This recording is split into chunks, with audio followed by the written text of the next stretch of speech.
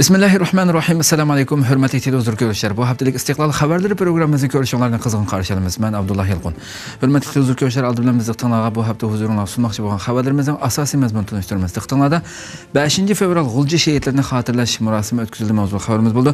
Istanbulda Sharq Turkiston ma'rif va hamkorlik jamiyatining uyushtirishi bilan G'ulji qatlamining 20-yillik munosabati bilan G'ulji shehidlarini xotirlash murosimi o'tkazildi. Shundaqla bu murosim dunyoning har qaysi joylaridagi Uyg'urlar tarafidan har xil faoliyatlar bilan o'tkazildi. Shundaqla Xitoy Amerika munosabatlarida yangi o'zgarishlar mavzuli xabarimiz bo'ldi. Amerika prezidenti Donald Trump Xitoyning bizga qilayotganlarining hammasi terrorlikdan boshqa narsa emas. Xitoy bizga tegishli bo'lgan narsalarni talon-taroj qilyotdi degan so'zni ishlatdi. Xitoy Trumpning so'ziga nisbatan ikki xil taktika qo'llanmoqda. Tafsiloti xabarimizda. Shundaqla Xitoy chet elliklardan barmoq izi elishni yo'lga qo'ydi mavzuli xabarimiz bo'ldi.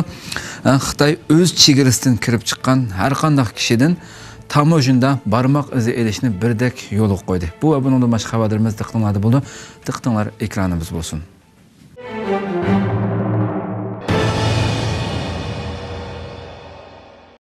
İstanbul'da 5 fevral G'ulji şehitlerini xotirlash murosimi o'tkazildi. 5 fevral yakshanba kuni G'ulji voqeasining 20-yillik munosabati bilan İstanbul'da Sharq Turkiston ma'rif va hamkorlik jamiyatining uyushtirishi bilan 5 fevral G'ulji shehidlarini xotirlash murosimi o'tkazildi. 5 fevral yakshanba kuni G'ulji voqeasining 20-yillik munosabati bilan İstanbul'da 5 fevral G'ulji shehidlarini xotirlash murosimi o'tkazildi.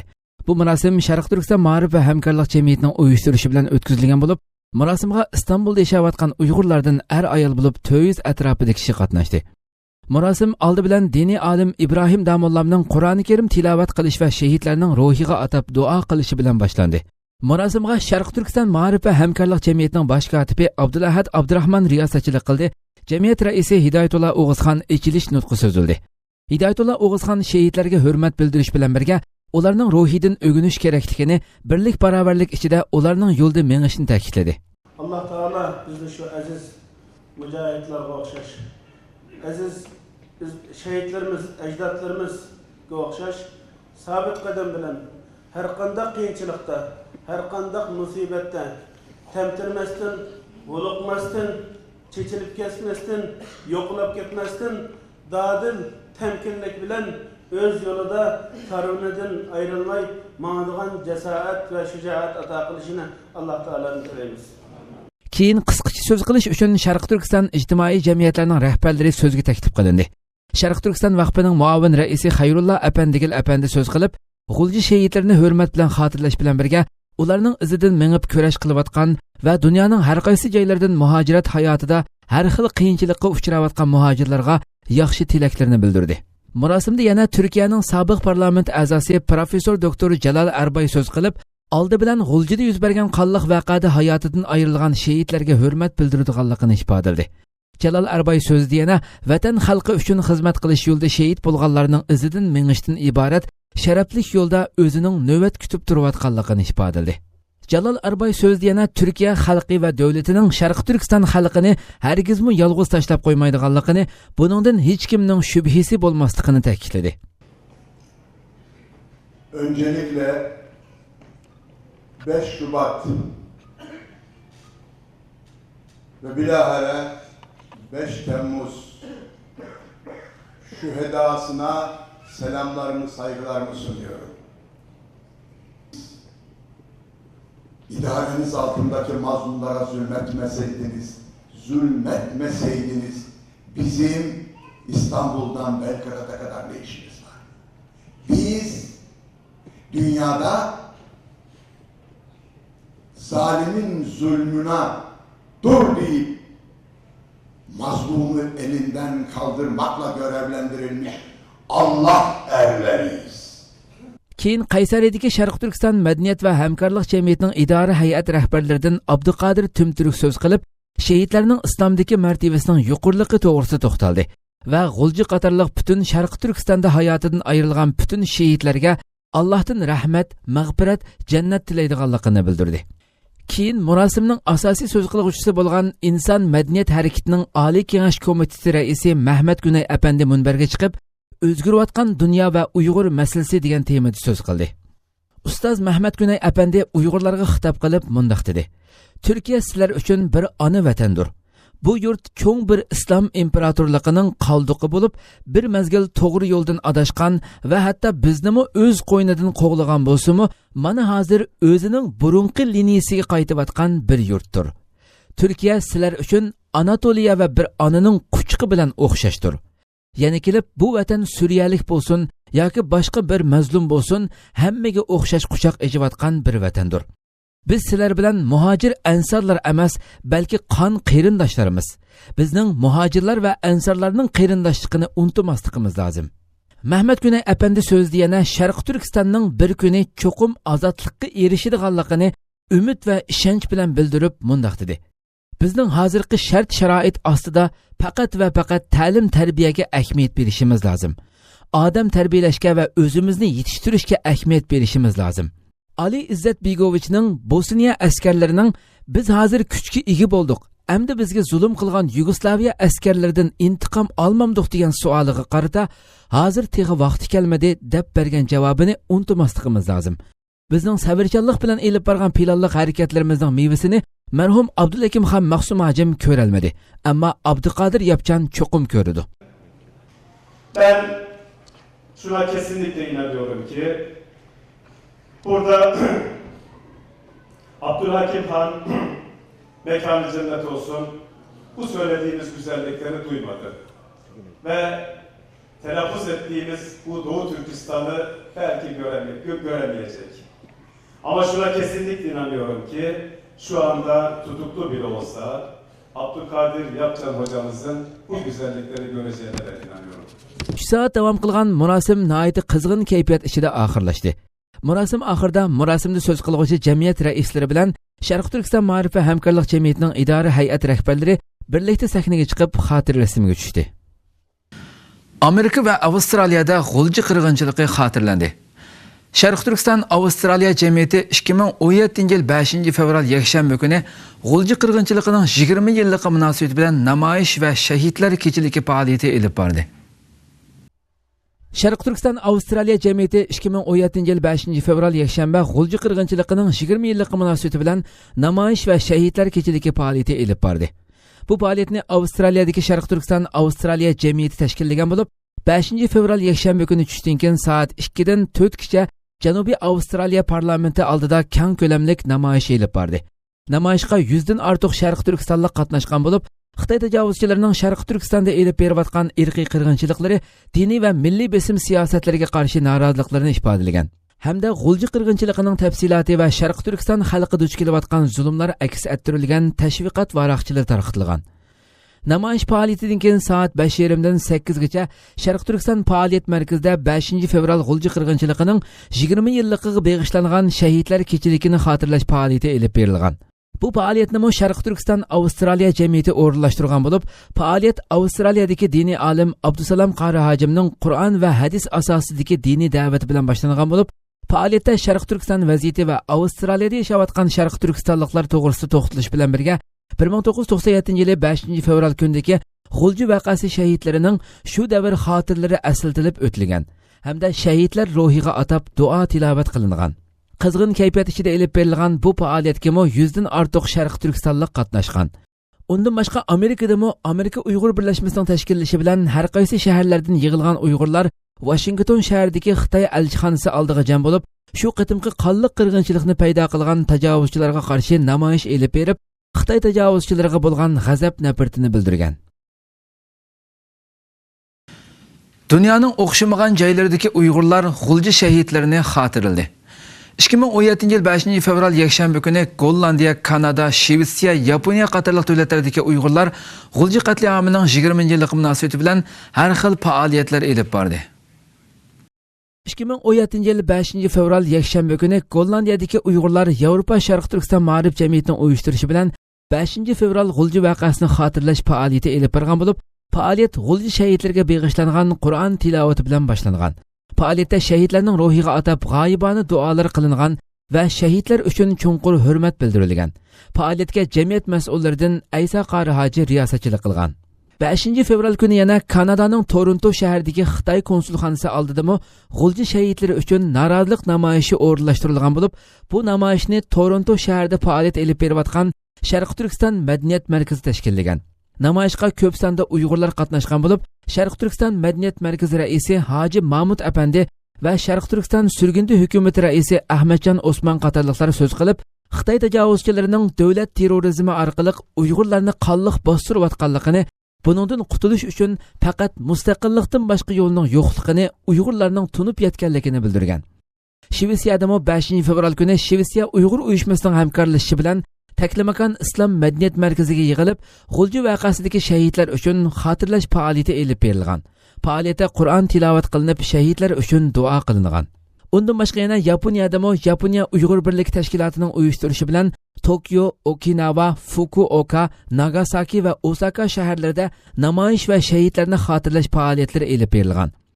Namoyish olib berilgan har qaysi shaharlarda Yaponiya Uyg'ur birlik tashkiloti Fukuoka sho'basining mas'uli Imamura Nuh Ibrohim apandim, Yaponiyadagi Xitoydagi Osonlik millat masalasi munbiri tashkilotining raisi Iwanaga, Yaponiya Uyg'ur birlik tashkiloti Okinawa sho'basining mas'uli Taniko Marikao xonim, Yoshida apandim qatorliqlar so'z qilgan hamda Qur'on tilovat qilinib, shahidlar ruhiga duo qilingan.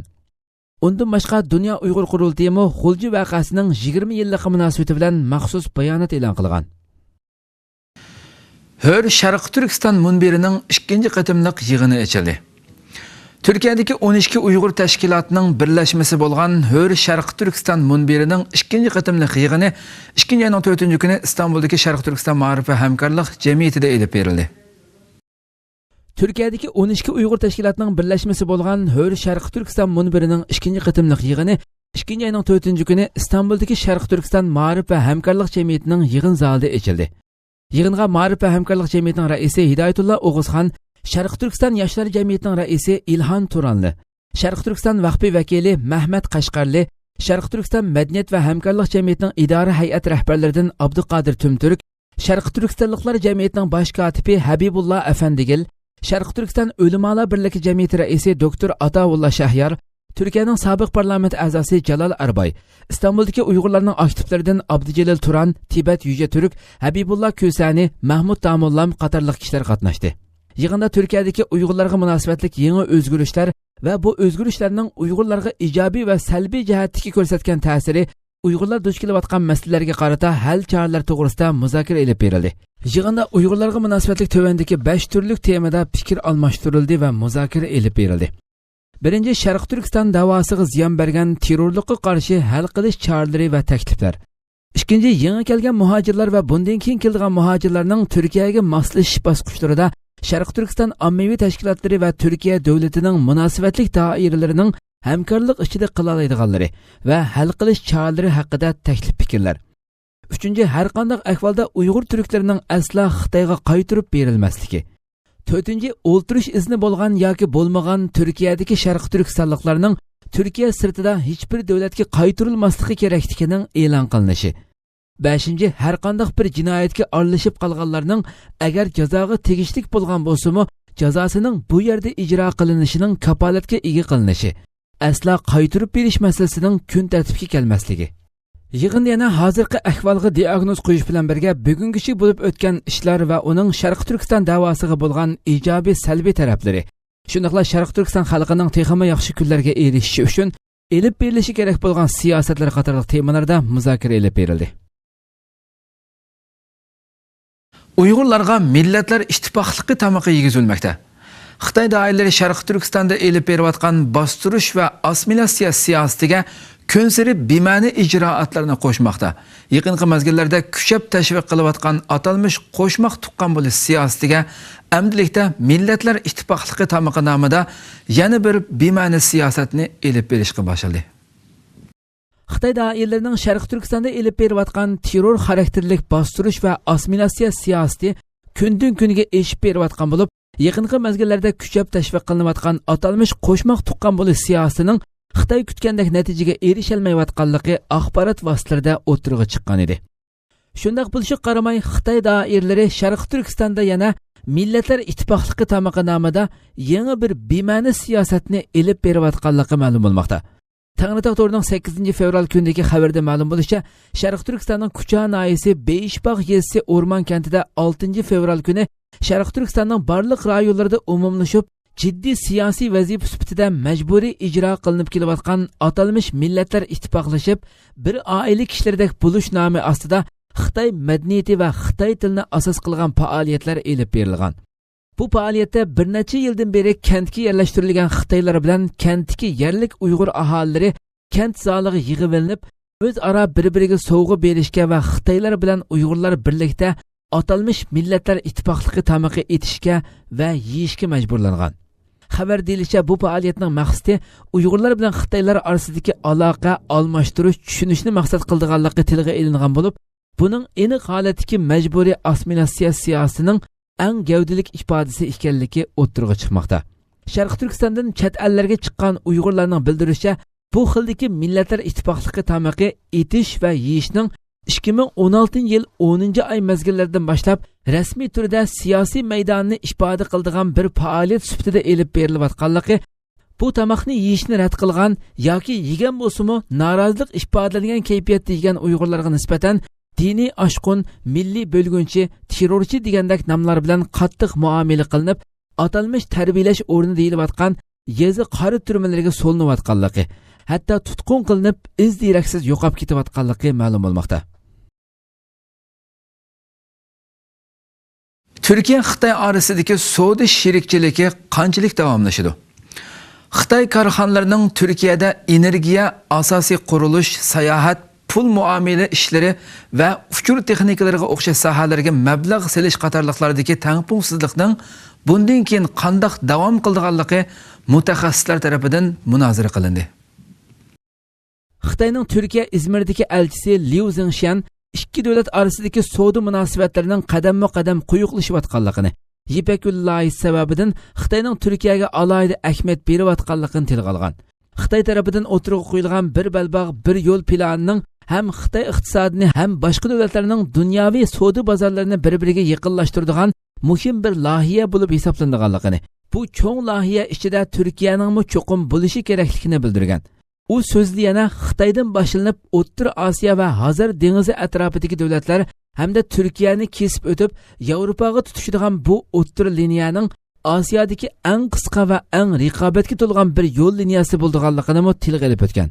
İstanbul Tadqiqot Akademiyasi a'zosi va Boğaziçi Universiteti Osiyo ta'lim tarbiya ishlari a'zosi doktor Atlay bu haqda to'xtalib, yuksalayotgan cho'ng bir iqtisodiy qimmatga ega bo'lgan Xitoyning hozir cho'ng bir iqtisodiy kuch bo'lib hukmron o'ringa chiqishga urinayotganligini, an'anaviy sanoatlarning o'rnini yuqori texnikalik sanoatlarning egallayotganligini, Turkiyaning Xitoy bilan almashtirish elib berishni boshlagandan beri Turkiyaning tadqiqot va taraqqiyot jihatida 300 milliard dollar chiqim qilganligiga diqqat qilganligini, Xitoyga eksport qilingan mahsulotlarning ko'p xillashtirilishi kerakligini eskartib o'tgan Atlay apandim, Xitoy korxonalarining Turkiyada energiya, asosiy qurilish, sayohat, pul muomala ishlari va uchur texnikalariga o'xshash sohalarga mablag' selish qatorliqlardagi tangpungsizligining bundan keyin har ikki davlatga foydali bo'lgan shaklda elib beriladiganligiga ishonganligini bildirgan. Iqtisodshunoslar bu haqda to'xtalib mundaq deyishmoqda. Davlatlar orasidagi savdo tijoratning uzun mazgil davomlashishi uchun har ikki taraf orasida tang foydaga erisha oladigan holat bo'lishi kerak. Hozir Turkiyaning Xitoy bilan bo'layotgan savdo tijoratidagi perevod tangpungsizligi Turkiya Xitoyga eksport qilganning 10 necha hissasiga yaqinlashadi. Xitoy Turkiya 23 milliard dollar bilan qandaqmi eng muhim tijorat sheriklaridan bo'la oladi. Amerika Xitoy savdosidagi tangpungsizlik 375 milliard dollar. Bu Turkiya Xitoy savdosining necha hissasiga teng keladi. Buningdan Turkiya qandaqmi mamnun bo'lsin? Bu cho'ng farqqa ega bo'lgan raqamlar har ikki tarafni teng manfaatga ega qila olmagan ahvolda ikki taraf orasidagi uzun mazgillik savdo hamkorligi qandaqmi mumkin bo'lsin? Xitoy Turkiya orasidagi savdo tijoratda Turkiya 2 milliard dollardan ortiq foydaga erishsa, Xitoy 20 milliard dollar foydaga erishadi. Aslida Turkiya uchun Yevropa Xitoydan bakrak muhim bo'lgan savdo sheriki. 2016 yil ichida Xitoyning Turkiyaga kirgizgan mahsuloti 5,3% ko'paygan, ammo Turkiyaning 13% azaygan. Kişilik hukuk faoliyatchisi Xitoy Amerika munosabati va Uyg'urlar masalasida to'xtaldi. Xitoyning kishilik huquq ahvolini nazorat qilish erkinlik salonining raislik vazifasini o'tayotgan shaxs Rin Vanding Fransiyaning poytaxti Parijda o'tkazilgan Xitoyning kishilik huquq ahvolini muzokara qilish yig'inida Xitoy Amerika munosabati va Uyg'urlar masalasida to'xtaldi. Dünya ovozi to'g'rida berilgan xabarlarga qaraganda Xitoyning kishilik huquq ahvolini nazorat qilish erkinlik salonining raislik vazifasini o'tayotgan shaxs Rin Vanding Fransiyaning poytaxti Parijda o'tkazilgan Xitoyning kishilik huquq ahvolini muzokara qilish yig'inida Xitoy bilan Amerika munosabati va Uyg'urlar masalasida to'xtalgan. Rin Vanding asli Sharq Turkistonda o'sib yetilgan Mo'ng'ul. Hozir chet elda muhojir bo'lib yashayotgan bo'lib, Xitoyning kishilik huquq ahvolini nazorat qilish erkinlik salonining raisi. U bu qatimqi yig'inda Amerika bilan Xitoyning hozirgi ahvoli ustida to'xtalib, tuvandiklarini bildirgan. Amerika prezidenti Trumpni Xitoyning davlat ichi va sirtidagi qo'llash nisbati intayin yuqori bo'lib, 54% dan 83% ga yetdi. Amerikaning har yillik savdo so'mmasi Xitoyninkidan 300 milliard oz bo'lishi Amerikani bearam qilgan. Bu sababdan Trump Xitoyning haqiqiy tahdid ekanligini tunib yetib, bojni o'stirish, Amerikadagi ishga o'rinlashish nisbatini qaytadan yuqori pallaga chiqarish, Xitoy iqtisodining o'sish nisbatini ostiltishga va'da berdi. Bu orqali Xitoyning dunyoga bo'lgan tahdidini yo'qotuvchi kishi sifatida o'zini namoyon qildi. Trump ikkinchi qadamda Tayvan mustaqillik kuchlariga nisbatan qo'llash signalini berib, ularga qo'g'dinish aslihalari bilan yordam berdiganligini bildirdi. Uning tilga elib o'tganda Xitoy Amerika bilan bo'lgan qarshilashishda uzoqqa bardoshlik berolmaydi ekan. Rin Vanding yana Sharq Turkiston Uyg'urlari ustida to'xtalib, munularni o'tirg'a qo'ydi. Men Sharq Turkistonda o'sib yetilgan Mo'ng'ul millatidan Xitoylar bilan Uyg'urlarning o'ch adovati tabiiy va tarixiy xarakterlik o'ch adovat. Men o'zimni misol qilib olsam, odatda Uyg'urlarga o'zimning Mo'ng'ul ekanligimni bildirmagan ahvolda ular tabiiy holda meni Xitoy deb qarab, mendan nafratlandi va hujum qiladi. Men o'zimning Sharq Turkistonda o'sib yetilish jarayonidagi tajribalarim orqali shuni muayyanlashtira olamanki, Xitoy bilan Uyg'urlarning assimilyatsiyalashib birga yashay olishi asla mumkin emas. Agar Sharq Turkiston mustaqil bo'lmaydigan bo'lsa, o'zaro qonli qirg'inchiliklar yuz berib, qon daryo bo'lib oqadi. Xitoy Amerika munosabatlarida yangi o'zgarishlar. Amerika prezidenti Donald Trump Xitoyning bizga qilayotganlarining hammasi terrorlikdan boshqa narsa emas. Xitoy bizga tegishli bo'lgan narsalarni talon-taroj qilyotdi dedi. Trumpning jazolash xarakteridagi Xitoy mahsulotlaridan yuqori boj olish to'g'risidagi so'zlarini unutib qolmagan Xitoy Trumpning so'ziga nisbatan ikki xil taktikani qo'llanmoqda. Germaniya ovozi Xitoycha to'rbetining bildirishicha, Trump Xitoyning bizga qilayotganlarining hammasi terrorlikdan boshqa narsa emas. Xitoy bizga tegishli bo'lgan narsalarni talon-taroj qilyotdi degan. Trumpning jazolash xarakteridagi Xitoy mahsulotlaridan yuqori boj olish to'g'risidagi so'zlarini texi unutib qolmagan Xitoy Trumpning so'ziga nisbatan ikki xil taktikani qo'llanyapti. U bo'lsa-mu universal kuchini uzluksiz zo'raytish va xalqiga Amerikadan qo'rqmaslikni ta'kidlash. Shuning bilan bir vaqtda Xitoy xalqaroda tahdid xarakterlik hujum qilish kuchini bozorga soldi. Shuningdek, Xitoy raisi Xi Jinping 1-oyning 5-ida Davosda ochilgan dunyo iqtisod munbirida erkin savdoni tashviq qilib, savdo kontrolligiga qarshi turayli temasida nutq so'zildi. Burun Xitoy tashqi ishlar ministri bo'lgan amaldor yaqinda Hong Kongda so'zlagan nutqida Xitoyning iqtisodni yarsharlashtirish irodasini qayta izohlab, meningcha bu Xitoyning chuqur besib o'tishga tegishli yo'lidir. iqtisodning yer sharlashishi yoshsun deganni o'ttirib qo'ygan. Biroq Amerika yangi hukumatining iqtisod siyosatimi Xitoyga nisbatan o'ylamagan ehtimolliklarni maydonga keltirdi.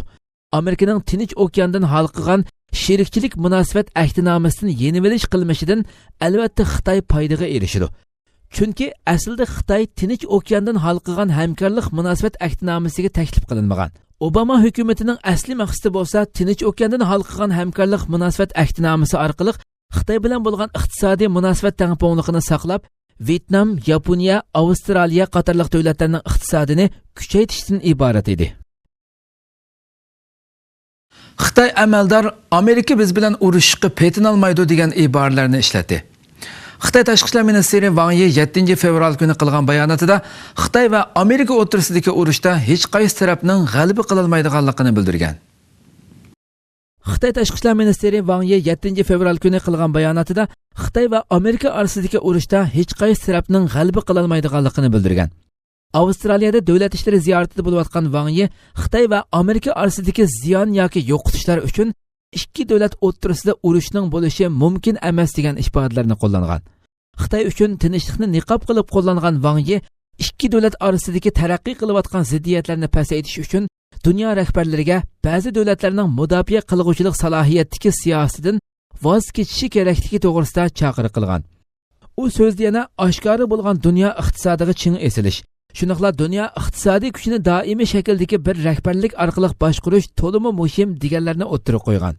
Amerika va Xitoy orasidagi munosabatlar Amerika prezidenti Donald Trampning 2016-yili Tayvan prezidenti Tsai Ing-wen bilan elib borgan telefon suhbatidan keyin jiddiylashgan bo'lib, Xitoy doiralari buni bir Xitoy siyosatiga qartilgan ig'vogarchilik deb tunugan edi. Xitoy chet elliklardan barmoq izi elishni yo'lga qo'ydi. Xitoy o'z chegarasidan kirib chiqadigan har qanday kishidan tamojnada birdek barmoq izi elishni yo'lga qo'ydi. UzReport axborot agentligining 9 fevral kundagi xabarda ma'lum bo'lishicha, Xitoy o'z chegarasidan kirib chiqadigan har qanday kishidan tamojnada birdek chuqum barmoq izi elishni yo'lga qo'ygan. 3 fevral juma kundan boshlab Xitoy chegarasini o'tadigan har qanday kishining barmoq izini topshirishi talab qilingan bo'lib, buning bexatarlikning oldini olishdagi bir tadbir ekanligi bildirilgan. Xitoy doiralari bexatarlikning oldini olish tadbirlaridan biri deb qaralgan bu tadbirni dastlab Shenzhen xalqaro aerodromida yo'l qo'ygan bo'lib, juma kundan boshlab Xitoy tavasida bir tutash ijro qilinganligini uqtirgan. Xitoy JX ministerligining bu haqda bergan xabarda 14 yoshdan 70 yoshgacha bo'lgan har qanday Xitoy va chet el fuqarosi birdek barmoq izlarini topshirishi kerakligi, faqat chet el diplomatlari buning sirtida ekanligi tilga ilingan. Hurmatli televizor ko'ruvchilar, shuna qilib bu haftalik Istiqlol xabarlari programmamiz mush yerda oxirlashdi. Kelar qatimqi programmamizni ko'rishgacha sizlarni janobi Alloh topshiramiz. Shuna qilib programma oxirida ekran orqasidagi barliq xizmatdoshlarimga ko'p rahmat aytaman. Assalomu alaykum va rahmatullohi taala va barakatuh.